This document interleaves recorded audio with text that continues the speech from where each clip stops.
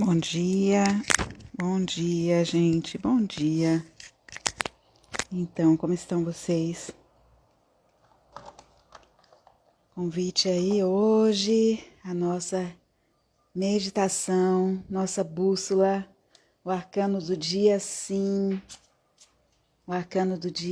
para começar o nosso dia, colocar a nossa rota aí, o nosso norte. Diz que o melhor caminho é para dentro.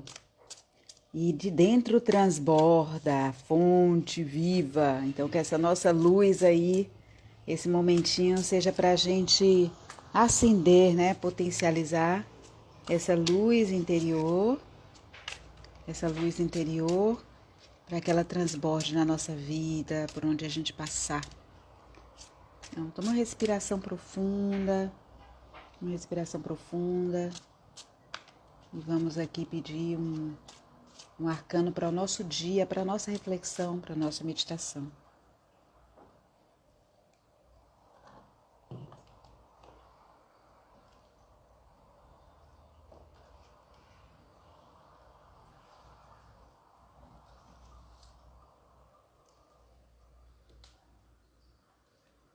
Não conseguindo ver, né? Eu é que não tô conseguindo ver muito. Pronto. Aqui. Vamos lá.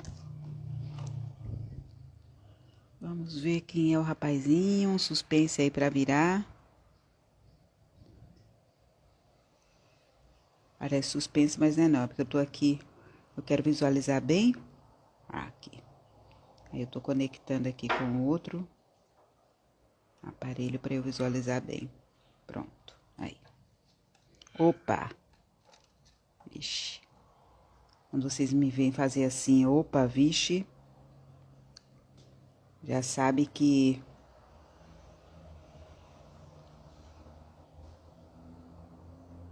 Então, vamos lá, gente.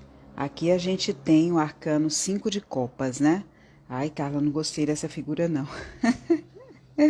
Verdade, gente, verdade. Essa figura é forte, né? É uma figura assim toda de preto, tanto pajem de ouros que veio nesses dias, e de repente vem essa figura aí de negro, cabisbaixa, e aí meio que chorosa, meio que entristecida, enlutecida, né?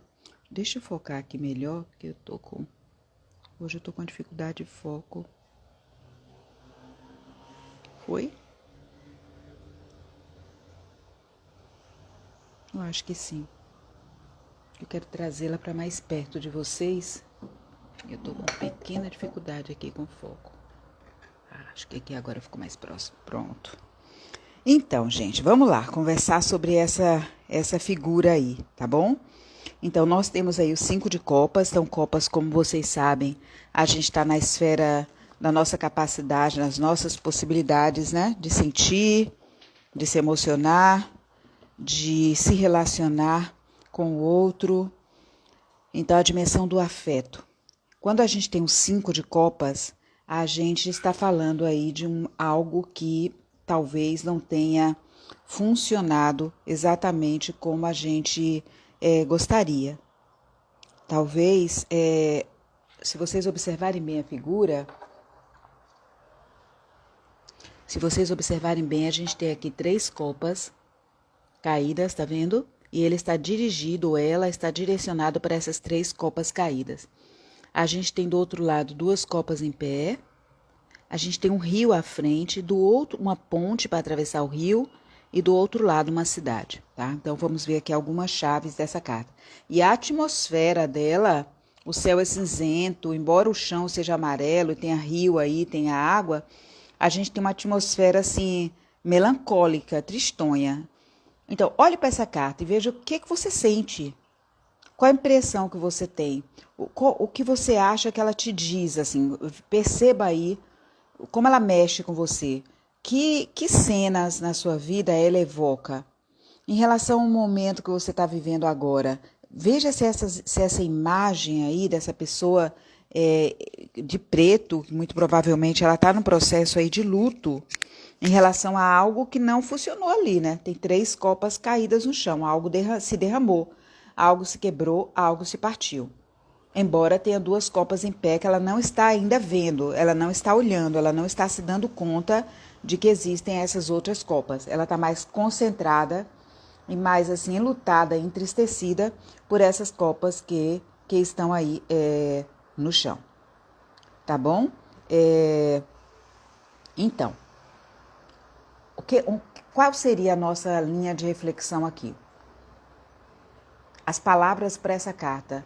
Algo talvez eu tenha feito, porque tem um sentimento aí de remorso nessa carta. Parece que eu derramei, que eu dei algum tipo de contribuição da minha parte para derramar essas copas no chão. E eu tô num misto aí de arrependimento, de luto por essa coisa que eu perdi e que ao mesmo tempo vem aquela sensação, poxa, o que eu fiz, qual foi a minha contribuição para que essa coisa não desse certo dessa forma, para que eu tivesse esse resultado, para que as coisas não funcionassem.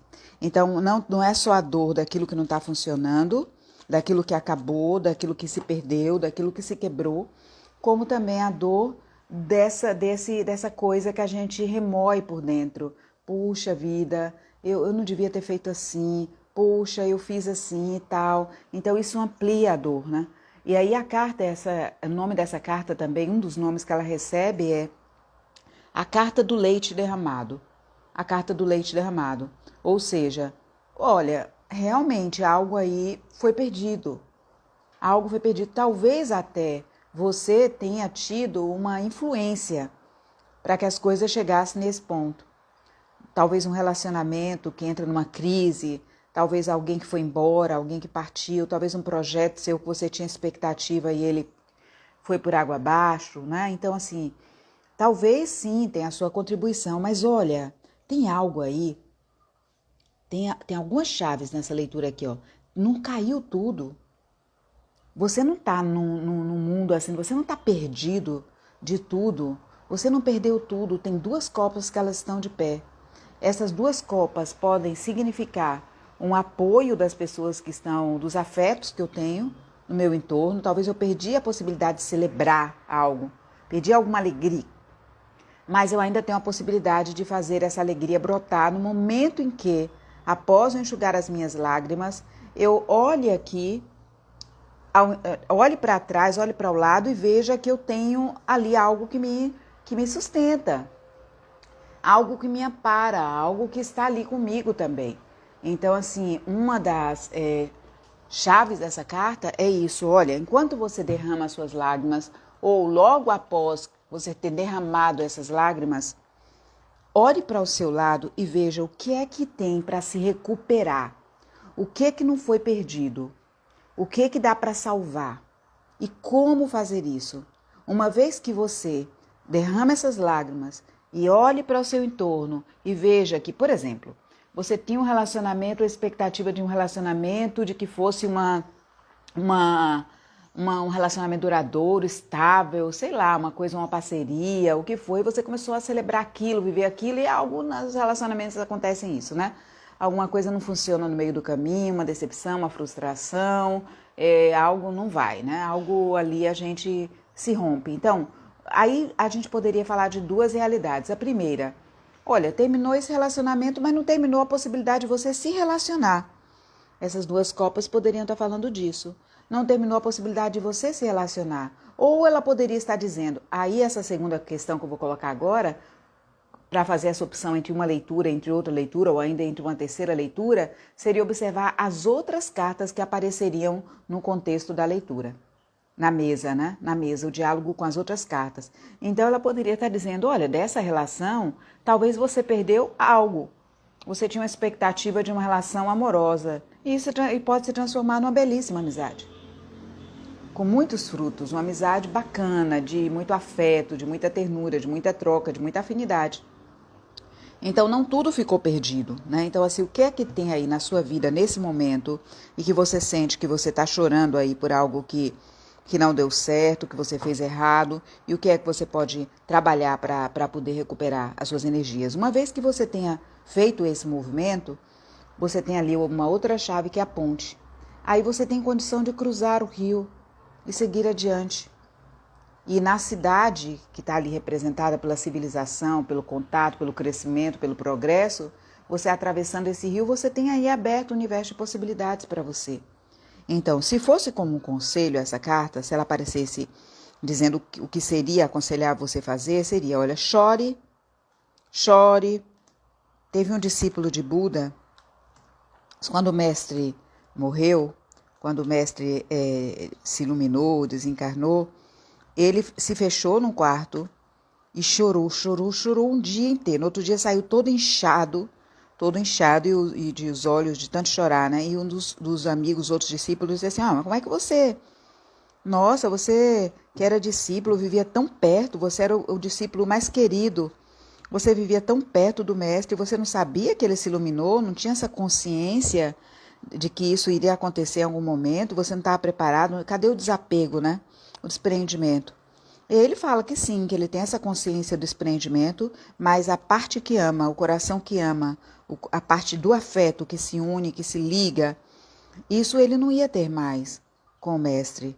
Essa presença física, esse ouvir a voz, essa proximidade, esse ensinamento, esse carinho. Então ele preferiu em um dia só, ele fazer todo o processo dele de luto, se recolher e viver o luto inteiro. Tipo, se afundar ali no sentido de chorar todas as lágrimas que ele poderia chorar, esgotar aquele processo de luto. Uma vez que ele esgotasse aquele processo de luto, ele estava pronto agora para seguir adiante, para cruzar esse rio da vida aí e ter novas alegrias. Uma vez que eu cruzo o rio, eu estou aberto a novas emoções, novas alegrias na minha vida, né? Então eu sigo adiante. Então, assim, essa é a chave, eu diria assim, uma das chaves importantes dessa leitura, né? Essa disponibilidade para a gente seguir adiante. Seguir adiante. Avalie, toma esse tempo que você está chorando para ver se você tem algo nessa relação ou nessa questão. Pode ser uma coisa do cotidiano também, gente. Uma coisinha que aconteceu e que não deu certo e pronto, sabe? Então, o que é que foi que se quebrou, que você tem algo que você possa restaurar? Restaure. Se não, vamos, chora o que você tem que chorar e seguir adiante, sabe? Sacudir a poeira, pegar os aprendizados, o que a gente pode aprender com aquilo e pronto. E não está tudo acabado, não. Não está acabado. Só é olhar aí ao redor que a vida segue com grandes possibilidades. Então, gente, o que você achou? Diga aí como é que você está nessa questão. Então é isso, vamos adiante, né? Vamos nos dar o tempo que a gente precisa, porque quando a gente... Tem uma questão aí que a gente fala muito, nós que trabalhamos com terapia, os terapeutas, que a gente fala de lutos inacabados, né? Uma pessoa que ela fica no luto inacabado, ela fica numa questão que ela não processa, não segue adiante, e ela não se dá o tempo de viver o luto, ela leva aquele luto inacabado para todas as outras, para a vida. Então ela não fica mais inteira nas outras relações, ela não fica mais inteira nos outros projetos, que ela está sempre ali esperando que de novo aquilo aconteça, sabe? Então às vezes é melhor a gente se dar o tempo que pessoas que terminam a relação, por exemplo, terminam a relação hoje, amanhã começa outra relação. Ô gente, oi, será? Você fechou mesmo isso? Não tem um intervalo assim, até mesmo entre o processo de inspiração e expiração, tem um intervalo, a gente não se dá conta, porque a gente inspira, tem uma leve pausa, ela é muito suave, mas tem uma pausa entre o pulmão liberar novamente o oxigênio. Passe, e essa é uma das técnicas de meditação, a gente prestar atenção nessa pausa. Você inspira, preste atenção um minutinho na pausa que está acontecendo, não force ela, preste atenção na pausa e depois você expira. Então, assim, a vida, ela é feita desses movimentos, né? De dar essa pausa entre um movimento e outro. É a saúde, é o ciclo da respiração. Dar uma pausa antes de começar um outro movimento. O tempo da pausa, isso é você que define, quando você estiver pronto. É isso, gente. Tenha um excelente dia, assim, né? Nesse dia com esses 5 de copas, eu sei que é um dia... Aqui em Salvador está bem cinzento, começou a chover hoje, então a gente sabe que é uma atmosfera meio nostálgica, meio melancólica, mas é assim que é a vida, né? Um dia de sol, outro dia de chuva. E a gente segue adiante, se fortalecendo. Um grande abraço e até breve.